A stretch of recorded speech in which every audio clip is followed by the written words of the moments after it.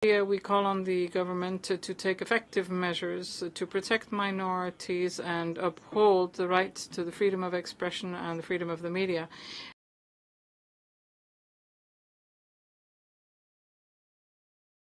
That have made remarks regarding India. We are compelled, once again, to address provocations from a country whose own leadership recently likened it to a dump truck.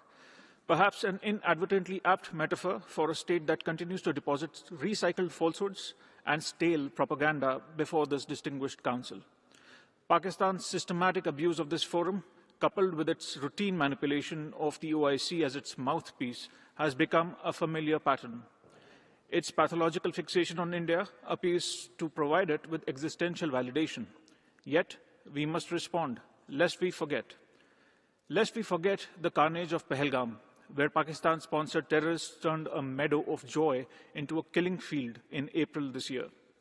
Lest we forget 9/11, as the world marks its anniversary tomorrow, even as we witness today the hypocrisy of those who sheltered its mastermind and glorified him as a martyr. Lest we forget Pulwama, Uri, Pathankot, Mumbai.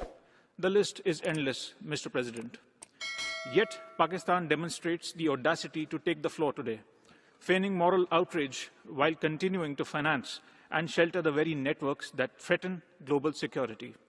The international community recognizes this charade for what it is.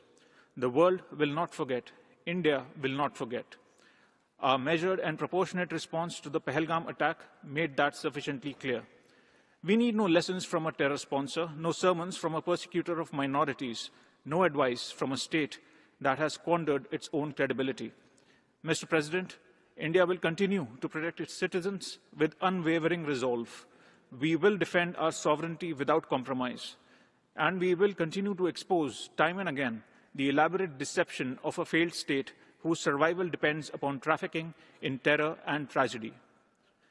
Mr. President, we would also like to respond to the surprising, shallow, and ill-informed remarks made by Switzerland, a close friend and partner. As it holds the UNHRC presidency, it is all the more important for Switzerland to avoid wasting the Council's time with narratives that are blatantly false and do not do justice to the reality of India. Instead, it should focus on its own challenges, such as racism, systematic discrimination, and xenophobia. As the world's largest, most diverse, and vibrant democracy, with a civilizational embrace of pluralism, India remains ready to help Switzerland address the